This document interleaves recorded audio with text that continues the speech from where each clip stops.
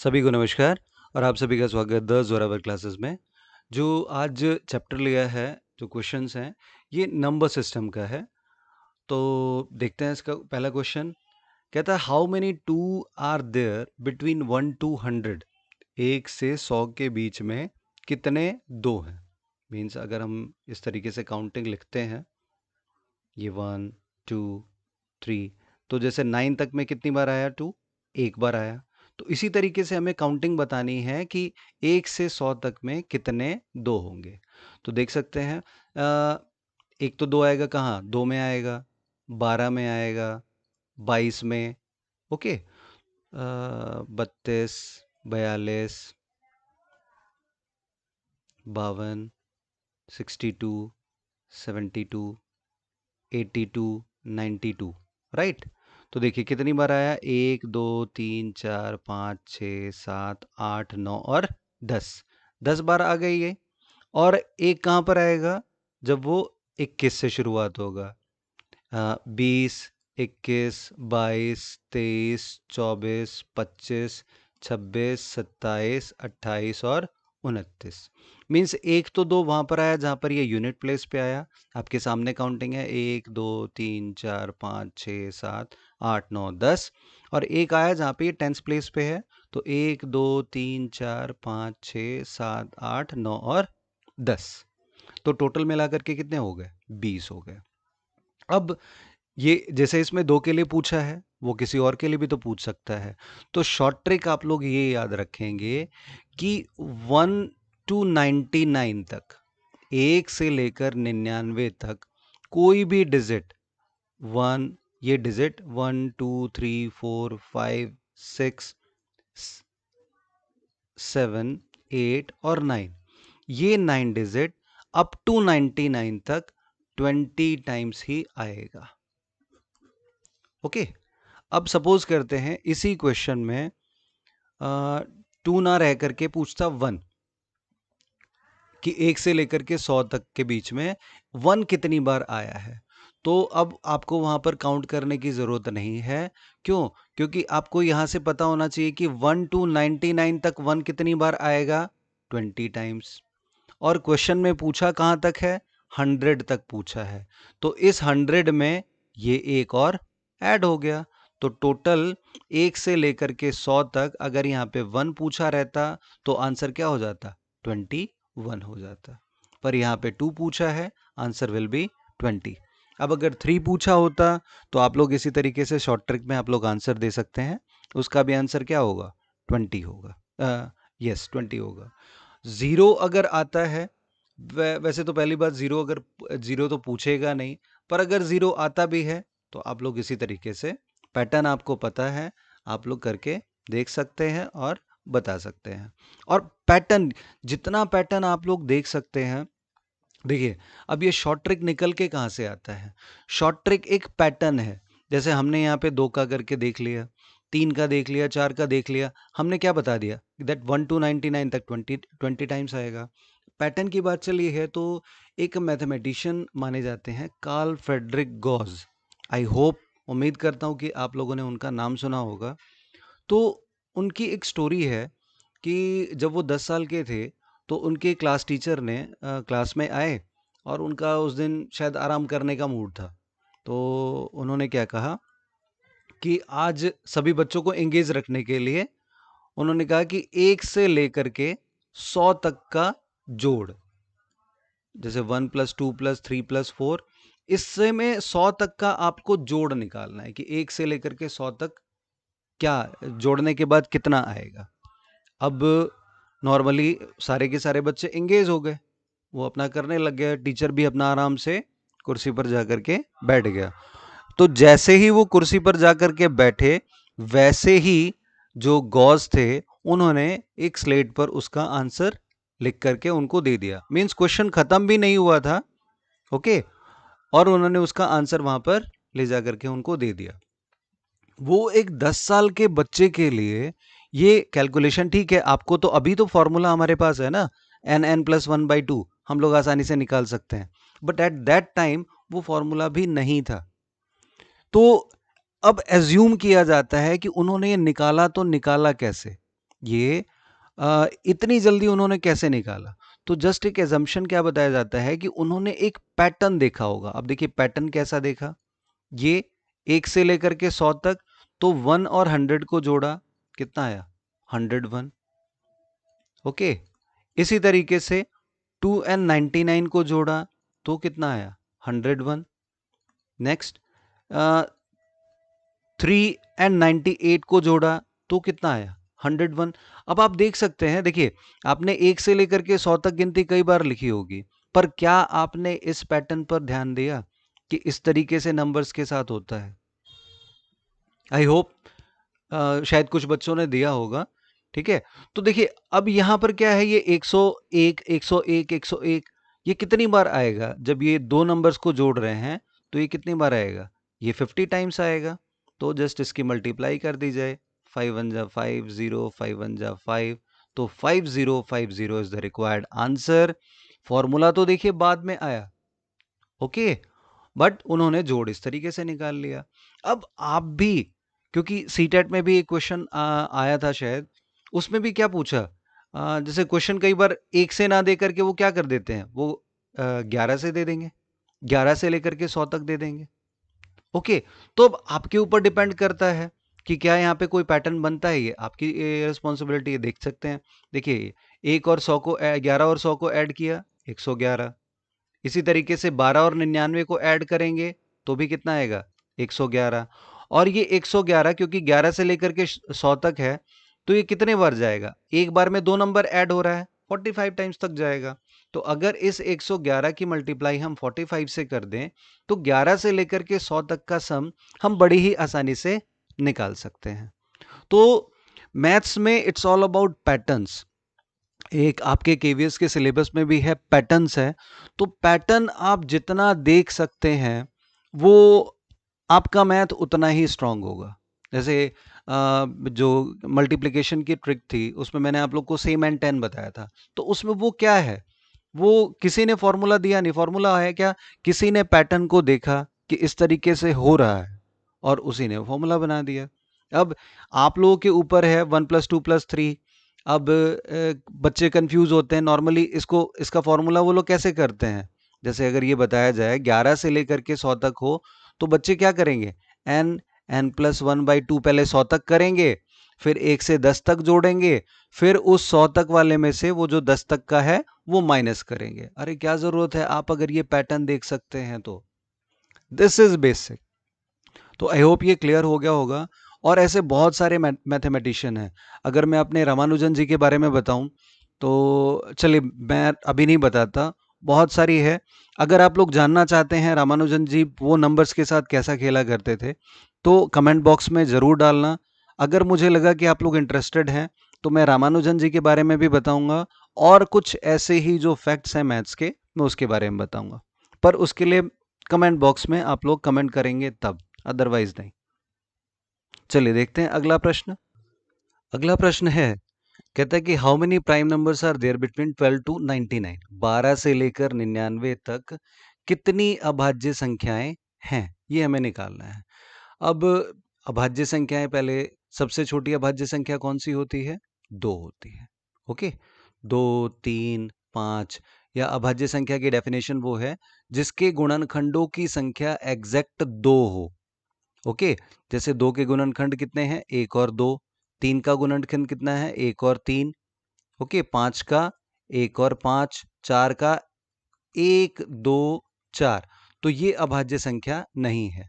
एक का भी गुणनखंड की संख्या कितनी है? एक है, इसलिए ये भी अभाज्य संख्या नहीं है। तो जिसके गुणनखंडों की संख्या दो हो एग्जैक्ट, उसे हम कहते हैं अभाज्य संख्या।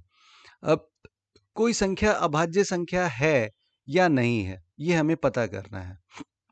सपोज करते हैं कि हम 19 एक अभाज्य संख्या है या नहीं है, हमें इसका पता करना है। तो देखिए 19 का स्क्वायर रूट अगर निकालें तो, क्योंकि 4 का 16 का 4 होता है, तो ये 4 और 5 के बीच में है तो 4 होगा। राइट, ठीक है, इसके स्क्वायर रूट को हम लोग जो नियर बाय में है वो देखेंगे। और इसके नीचे जो अभाज्य संख्या है, तो 4 से छोटी अभाज्य संख्या कौन सी है? 2 और 3। तो सिर्फ इन दोनों से आपको भाग करके देखना है। अगर ये इन दोनों से भाग हो जाएगा तो यह अभाज्य संख्या नहीं है। अगर इन दोनों संख्याओं से ये भाग नहीं होगा, इसका मतलब ये क्या है, एक अभाज्य संख्या है। ये चेक करने का तरीका है बस। अब यहां पे पता करना है कि 12 से 99 तक कितनी अभाज्य संख्या है, तो इस प्रश्न में तो देखिए आपको करना ही पड़ेगा। तो पहली अभाज्य संख्या कौन सी हुई? 13 हो गई। 13 के बाद 14, 15, 16, 17 हो गई, 19 हो गई, 23, 24, 25, 26, 27, 28, 29, 31, 32, 33, 34, 35, 36, 37 हो गया। 39 नहीं है, 40, 41, 41 हो गया। 42, 43 हो जाएगा। ये 43 लिख दिया। 43 के बाद 47 आ जाएगा। नेक्स्ट 53, 59 हो जाएगा।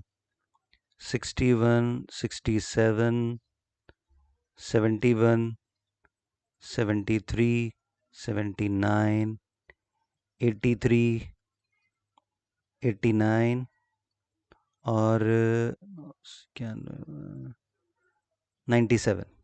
ओके, देखिए आई होप मैं शायद इतना ही होंगे। आप लोग भी एक बार चेक कर लेंगे। इसकी काउंट कर लेते हैं। 3, 3, 6, 3, 9, 3, 12, 3, 15, 3, 18 और 2, 20। Means 20 will be the required answer. Okay, और अगर क्वेश्चन आता है कि प्राइम नंबर है या नहीं है, तो उसके लिए तो बस आपको, और इसमें भी आप लोग चेक कर सकते हैं। जैसे सपोज आपको चेक करना है, किसी पे डाउट हो रहा है कि वो प्राइम नंबर है या नहीं है, 67 पे सपोज इसको लेते हैं। तो 67, 8 8 जा 64। तो 8 से नीचे प्राइम नंबर कितने हैं? 2, 3, 5 और 7। 2 से जा नहीं रहा, 7 से 13, 3 से जाएगा नहीं, 5 से जाएगा नहीं, 7 से आप इसको डिवाइड करके देख लेंगे। तो 7 से भी नहीं गया, इसका मतलब ये प्राइम नंबर है। चलिए देखते हैं अगला प्रश्न। अगला प्रश्न है, which of the following number is not prime? अब इनमें से कौन सी संख्या अभाज्य संख्या नहीं है? तो बस सिंपल सा तरीका है निकालने का। 31 से, अब हम इसको प्रॉपर सॉल्व करके देखेंगे। 31 से नीचे ये स्क्वायर रूट अगर देखें तो 25 है। तो 5 से नीचे के जो अभाज्य संख्याएं होती है 2, 3 और 5, 2 से नहीं जा रहा, 3 से नहीं जा रहा, 5 से नहीं जा रहा, मीन्स ये अभाज्य संख्या है। ओके, यहाँ पे 8 8 जा 64। तो 2, 3, 5 और 7, ठीक है, क्योंकि वो आ जाएगा तो इससे नीचे 7 ही है। 2 से नहीं जा रहा, 6 और 1 7, 3 से नहीं जा रहा, 5 से नहीं जा रहा, 7 से भी नहीं जा रहा, मीन्स ये भी एक अभाज्य संख्या है। इसको चेक करते हैं। 91, तो 9 9 जा 81 और 10 का 100 होता है। तो 9 से नीचे भी अभाज्य संख्या कौन सी है? 2, 3, 5 और 7 ही है। तो हमें सबसे भाग देकर के देखने की जरूरत नहीं है, बस इन 4 संख्याओं से। 2 से नहीं जा रहा, 3 से 9 1 10 नहीं जा रहा, 5 से नहीं जा रहा, 7 से जा रहा है। ओके, क्योंकि 7 1 जा 7, 2 21, 7 3 जा 21। तो इसका मतलब यही वो संख्या है जो कि अभाज्य संख्या नहीं है। तो this will be our required answer. 71 को भी आप इसी तरीके से चेक कर सकते हैं। 2 से नहीं जा रहा, 7 और 1 8, 3 से नहीं जा रहा, 5 से नहीं जा रहा, 7 से, 7 10 जा 70, तो 71 तो नहीं जाएगा। तो यहाँ पर ऑप्शन नंबर, ये थोड़ी सी वो हो गई है, option number C will be correct. 91 is the required answer. अगला प्रश्न भी सेम है। कहता है कि निम्न में से कौन सी अभाज्य संख्या नहीं है? तो चलिए देखिए। अब अगर मान लीजिए, क्योंकि वहां पे हो सकता है कि क्वेश्चन में आपके पास बड़ी बड़ी डिजिट आ जाए, तो इसके लिए क्या करना, जो सबसे बड़ी डिजिट हो, जैसे यहाँ पर 137 है, तो 137 का अगर रूट किया जाए तो 12 का 144 होता है, तो 144 से नीचे है, मीन्स 12 से नीचे है। तो 12 से नीचे कौन सी संख्याएं हो गई? 2, 3, 5, 7 और 11। तो हमें इन सब को सिर्फ इन्हीं संख्याओं से भाग दे करके देखना है। इन दोनों को 11 से भी देने की जरूरत नहीं है। क्यों?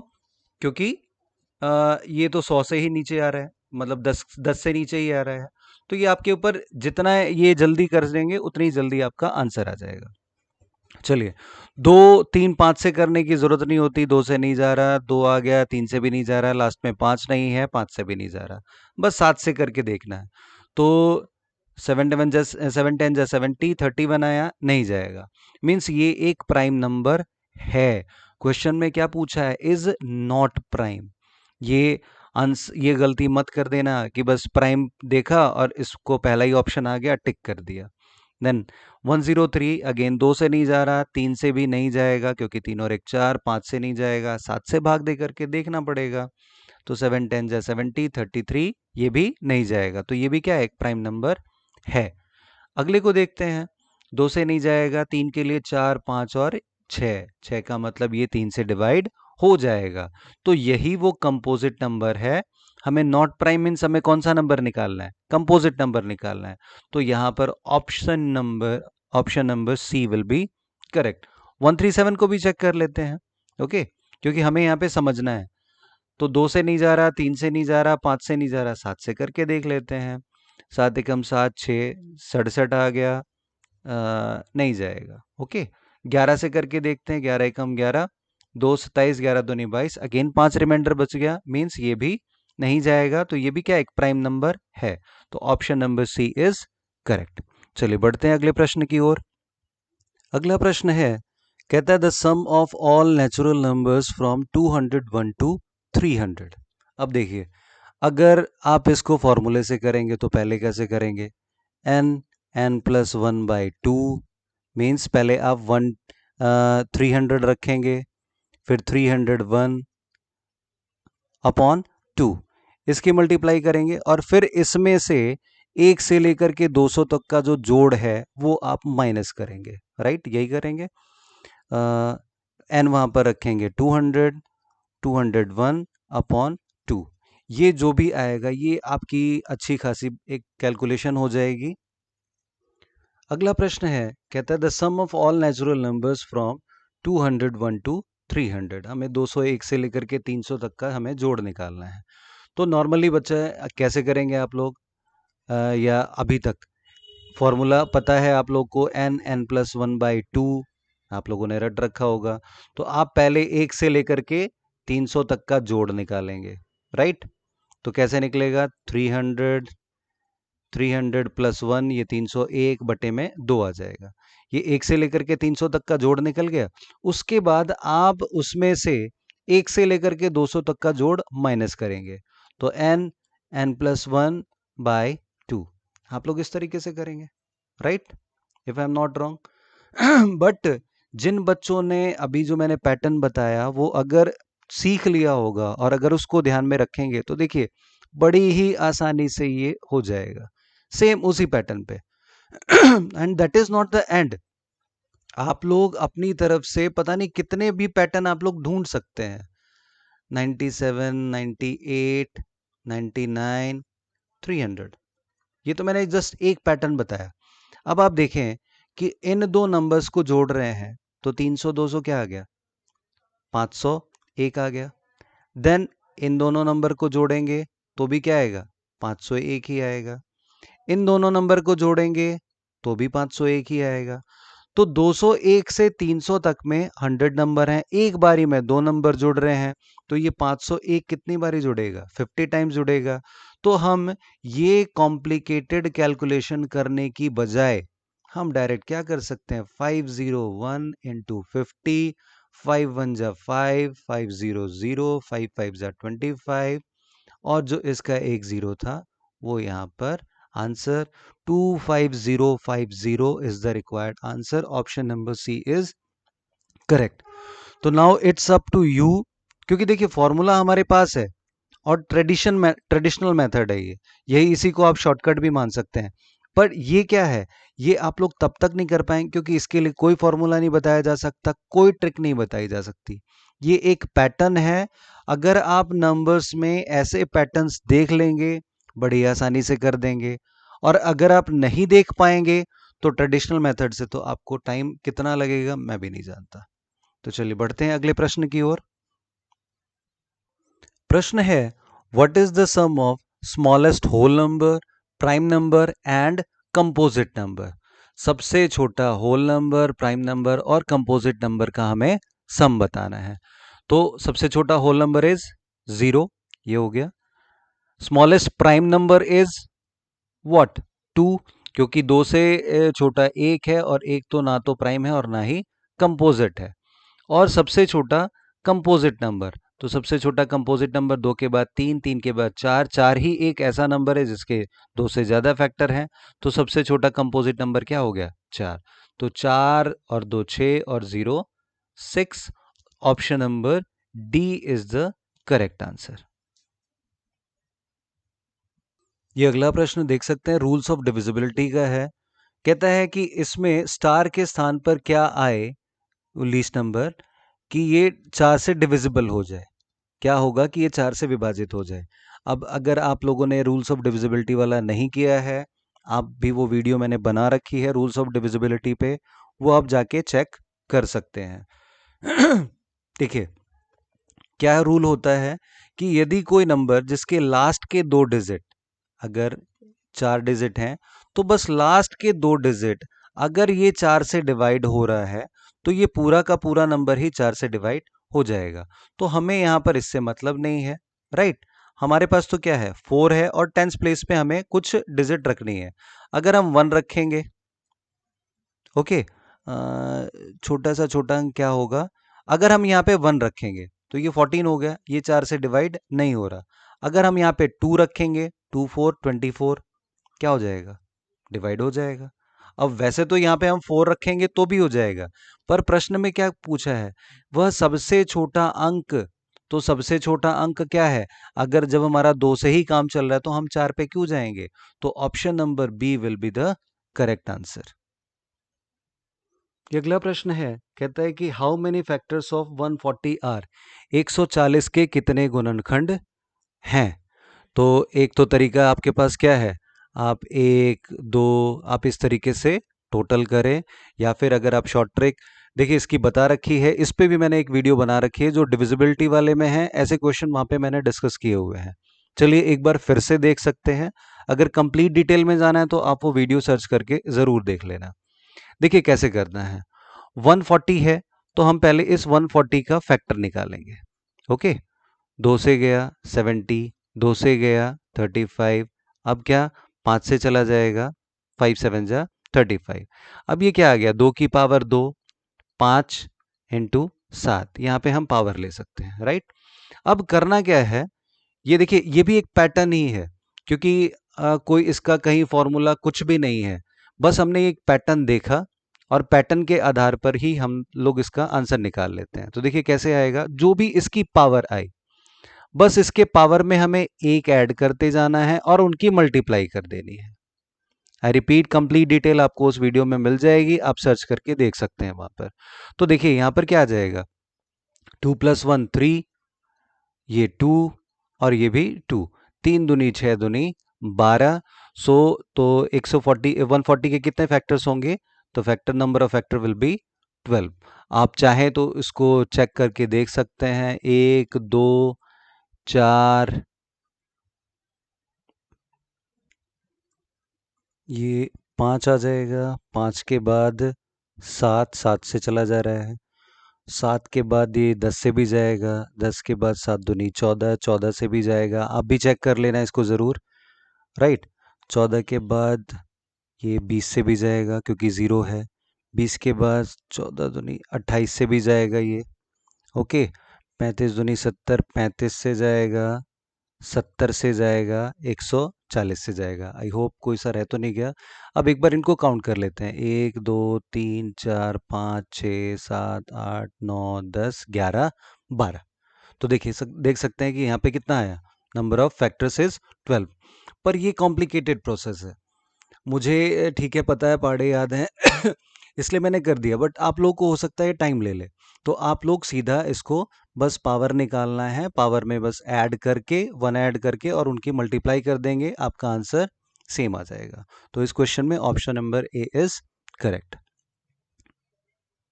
ठीक है, अगला प्रश्न कहता है what will be the unit digit in 15। ये कुछ आपको पावर दे रखी है और इसमें आपको यूनिट डिजिट निकालनी है।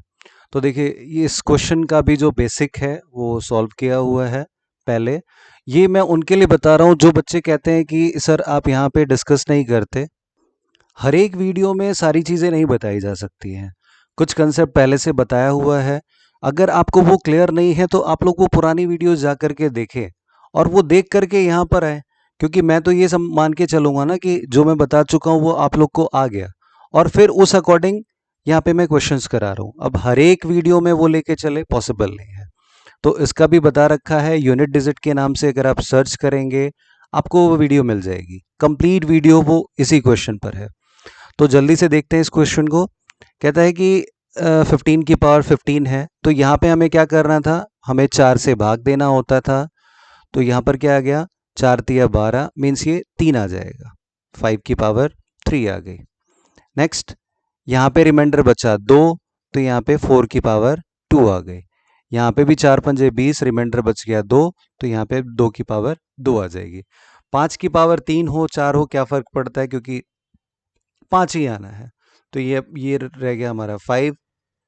नेक्स्ट 4 की पावर 2, 4 चौक 16, 6 आ गया, और ये 2 दूनी 4 आ गया। ठीक है, तो 5 चौक 20। अब जब एक बार हमारा 0 आ गया तो चाहे कितना भी आ जाए वो यूनिट डिजिट हमारा क्या होगा, 0 ही होगा। तो इसका आंसर क्या होगा, option number A will be correct answer, that will be 0। फिर से बता देता हूं, उसमें 4 से भाग करना होता था, जो रिमाइंडर आता है वो ही हमें पावर ले लेना होता है। अगर यहाँ पे रिमाइंडर 0 आता तो हम यहाँ पे पावर 4 ले लेते हैं। चलिए देखते हैं अगला प्रश्न। प्रश्न है, कहता है which of the following number is written in the form of n+1 n+2 if n is a natural number. तो देखिए ऐसे प्रश्न में आप n की वैल्यू, क्योंकि क्या रहा है नेचुरल नंबर है, तो नेचुरल नंबर आप पुट करके ही देख लो, क्योंकि कुछ भी हो सकता है, तो यहाँ पे आपको पुट करके और ऑप्शन के अकॉर्डिंग ही चलना पड़ेगा। अगर जैसे यहाँ पे n, हम n की n+1 n+2, ओके, अगर n 1 करते हैं तो ये 1 हो गया, ये 2 हो गया, और ये 1+2 3 हो गया, 3 2 जा 6 इज रिटर्न। ओके, तो यहाँ पर हमें चेक ही करना पड़ेगा, तो देख सकते हैं 6 नहीं आया, तो हम क्या करेंगे, अगला नेचुरल नंबर ले लेते हैं। तो ये क्या हो जाएगा, 2 3 4, 4 तिया 12, 12 दूनी 24। ये हमारा ऑप्शन नंबर सी आ गया, यही करेक्ट आंसर है। तो आई होप आज की क्लास में जितने भी क्वेश्चन हमने डिस्कस किए आप लोग को समझ में आया होगा। आप लोगों से रिक्वेस्ट, पैटर्न्स, राइट, देखिए मैथ्स को एक उसमें जो एनसीएफ है उसमें पहली लाइन है कि मैथ पढ़ाने का हमारा मकसद क्या है, टू मैथमेटाइजेशन करना है हमें, बच्चों का गणितीकरण करना है बच्चों का। आप जिन बच्चों ने नहीं पढ़ी है आप वो एनसीएफ उठा करके ज़रूर देखें। ये बातें देखिए हम यहाँ पे इसलिए डिस्कस कर रहे हैं क्योंकि आप सभी वुड बी टीचर्स हैं। तो मैथमेटाइजेशन होता क्या है कि बच्चा मैथ को जीना सीख जाए, सिर्फ कॉपी पेन पे वो ना कर पाए बल्कि एक्चुअल लाइफ में उसका यूज सीख जाए।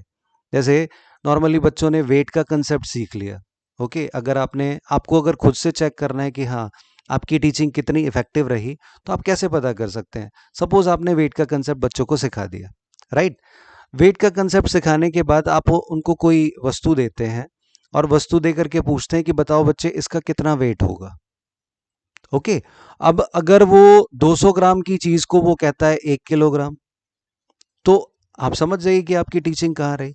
अगर वो 200 ग्राम की चीज को 180, 190 या 210 ग्राम कहता है, that means your teaching has been effective, क्योंकि जो आपने बताया मैथ्स को वो उसने सीख लिया। यही तो है मैथमेटाइजेशन। हम लोग बच्चों को सिखा देते हैं, हमने वॉल्यूम का कॉन्सेप्ट सिखा दिया। आज भी घरों में अगर किसी के भी घर बनता है तो सारे के सारे मिस्त्री को बुलाते हैं, वो बेचारे पढ़े लिखे होते नहीं, उनसे हम लोग पूछते हैं कि कितनी ईंटें लगेंगी। क्या आप लोगों ने वॉल्यूम का कॉन्सेप्ट नहीं पढ़ा? क्या 10th क्लास में आपको ये सारी ऐसे क्वेश्चंस नहीं आते थे कि अगर आपको इतनी लेंथ, इतनी ब्रेड्थ और इतनी हाइट की दीवार बनानी है जिसमें सीमेंट बजरी इतना लग जाएगा तो नंबर ऑफ ब्रिक्स कितने लगेंगे? तो क्या आप उस फॉर्मूले का यूज करके, आपको डायमेंशन पता है, प्लानिंग सबके पास रहती है, आप नंबर ऑफ ब्रिक्स नहीं निकाल सकते? निकाल सकते हैं, बट द प्रॉब्लम इज हमारा भी मैथमेटाइजेशन नहीं हो रखा है, इसलिए हम लोग भी क्या करते हैं, हम लोग भी वही काम करते हैं जो ट्रेडिशनल चला आ रहा है। तो ट्रेडिशनल को अब हमें चेंज करना है, we are the new generation teachers. तो हमें वो चीजें, वो गलतियां नहीं करनी है जो पुराने टीचर्स ने करी है। मैं गलती नहीं कहता भाई, उनके टाइम पे ये टेक्निक्स नहीं थी, बट आज तो हम ये चीजें जानते हैं, तो हमें अप्लाई करना है। Thank you all. जो भी वीडियोस हैं, पुरानी वीडियोस, आप लोग उनको भी देखें, कंसेप्ट वहां से क्लियर होगा, और ऐसे ही हम लोग धीरे धीरे तैयारी करते रहेंगे। Thank you for today.